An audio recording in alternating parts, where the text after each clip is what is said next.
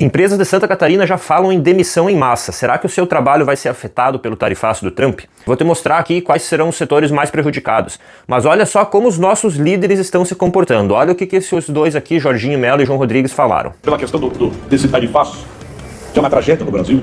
Isso é um problema grave para todos nós. Então diga, o Brasil está sob o maior ataque comercial da história. Os Estados Unidos são o principal parceiro comercial do nosso estado. Parece que vem mais ataques por aí, já teve gente lucrando bilhões apostando contra o Brasil no mercado de câmbio. E é isso que o cara tem para falar. Mas o Jorginho Melo conseguiu ser ainda pior. Olha só o que esse capacho falou. A gente precisa ter sabedoria para lidar com isso. E eu estou evitando declarações.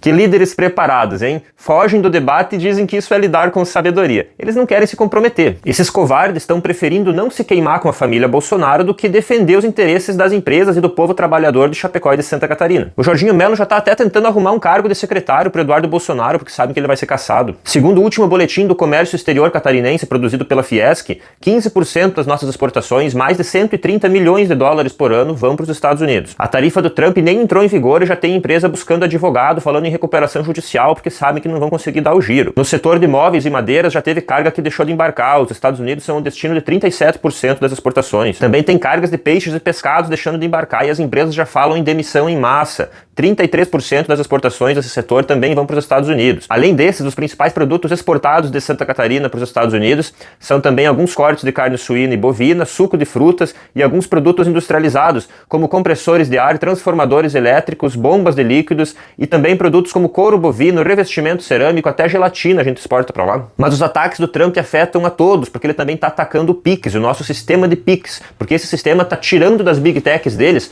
os dados sobre as nossas transações financeiras. E isso tem um valor absurdo. Dizem que no capitalismo comunicativo, na era atual do capitalismo, os dados são o novo petróleo. Eles querem saber no que você gasta o seu dinheiro, como você gasta, para tentar te enfiar mais produtos, para tentar se aproveitar dessa informação e ter vantagens comerciais sobre o povo brasileiro. E os nossos falsos patriotas aqui não podem fazer nada, porque eles simplesmente não têm um projeto de soberania nacional. Para eles, o projeto deles é continuar mantendo o Brasil capacho dos Estados Unidos, continuar sendo um fazendão de gringo. Enquanto a gente precisa importar coisas vitais como medicamentos, eletrônicos, até os fertilizantes do agronegócio são importados, a gente está totalmente na mãozinha dos gringos. Para a burguesia e para os seus representantes na política, é mais fácil, mais interessante continuar mantendo o Brasil como um produtor de commodities, esses bens de baixíssimo valor agregado, bens que qualquer país do mundo consegue produzir, enquanto a gente continua importando a um preço muito exorbitantemente alto os bens que a gente não consegue produzir. A gente importa dos Estados Unidos aqui para o nosso estado instrumentos médicos, reagentes químicos, medicamentos, polímeros, carbonatos, outras questões que a gente não tem tecnologia para fazer. Por isso que o Eduardo Bolsonaro foi lá negociar com o Trump.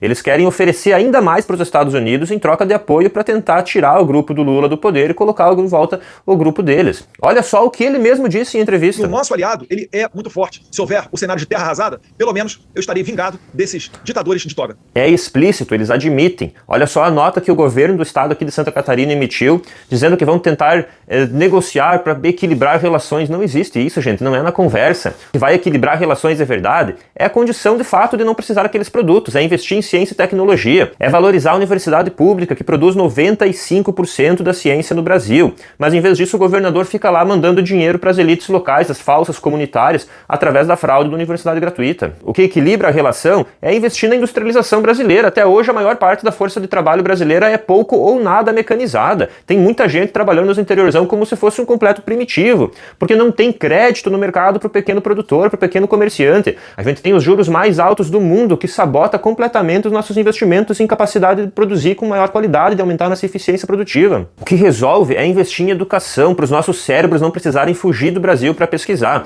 Mas em vez disso, o governo sabota a educação pública para colocar a carguinha para militar e ir lá cantar o hino, gente. Só que cantar o hino não resolve a nossa defasagem tecnológica. Esses dois bananas estão conseguindo ser até pior do que o Lula. O Lula está fazendo um governo completamente submisso aos Estados Unidos. A gente está sempre criticando ele aqui. Lula, em pessoa, vetou a entrada da Venezuela do BRICS, que é o país que mais tem petróleo no mundo, nosso vizinho aqui. Ele foi lá e vetou os caras por pura motivação política submissa aos Estados Unidos. Tem até analista aí falando que o Brasil se comporta como um cavalo de Troia dentro dos BRICS. Lula também está apoiando o genocídio na Palestina, prometeu que ia abrasileirar os preços dos combustíveis combustíveis, a gente continua pagando uma fortuna e o governo está usando a Petrobras para vender combustível para o exército de Israel. O Lula está fazendo uma completa submissão aos interesses dos Estados Unidos. Ele deveria estar falando num programa avançado de substituição de importações, para a gente poder trabalhar aqui dentro para nós mesmos, não precisar ficar dependendo de importar coisa de gringo. Deveria estar falando em valorizar a ciência nacional e investir nos nossos institutos de pesquisa, na Fiocruz, no Butantan, na Embrapa. Mas isso ele não faz porque contraria os interesses do mercado, porque vai contra a lógica neoliberal de deixar a iniciativa privada ser o motor do desenvolvimento.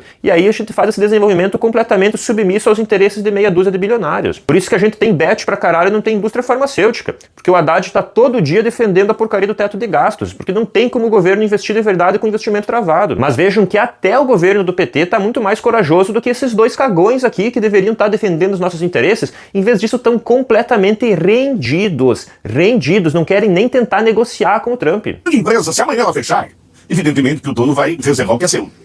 Mas os seus que trabalham vão ficar sem opção de trabalho. Isso não é uma constatação ou uma lamentação do prefeito, isso é uma ameaça. Olha a cara de pau. Na época das vacas gordas, os empresários enchem os bolsos, exportando com o dólar nas alturas, enquanto o trabalhador, um operário aqui de frigorífico de Chapecó, continua ganhando a mesma miséria que mal paga um aluguel aqui na cidade. Aí agora, só com a possibilidade de vir uma época de vacas magras, esses cagões já estão transferindo a conta para a classe trabalhadora, já estão dizendo o prejuízo vai ficar com vocês. João Rodrigues, Jorginho Melo, vocês são dois lambe-botas de gringo. Por vocês e a laia de bilionários que vocês defendem, o Brasil pode voltar a ser colônia, o trabalhador pode voltar a ser escravo, desde que vocês continuem no poder, desde que vocês não tenham que contestar, que romper com uma família de traidores que foi lá para os Estados Unidos negociar um ataque contra o nosso país. Dizem que são diferentes aí, ficam trocando farpas para disputar o governo, mas na verdade são dois covardes.